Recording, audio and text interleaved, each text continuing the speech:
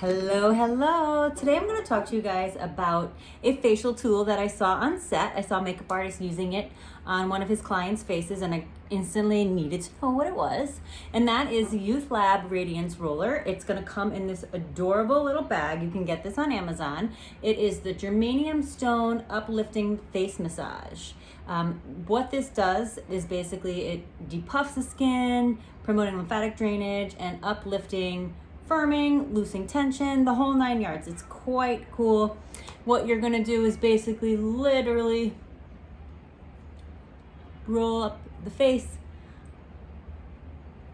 You can roll everywhere actually. It doesn't just have to be on the cheeks.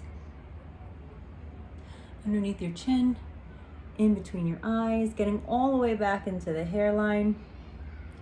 This is definitely gonna get your skin rolling and glowing.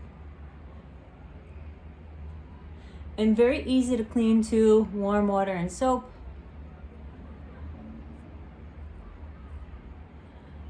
Anyways, I can sit here and do this all day. But please let me know what you think.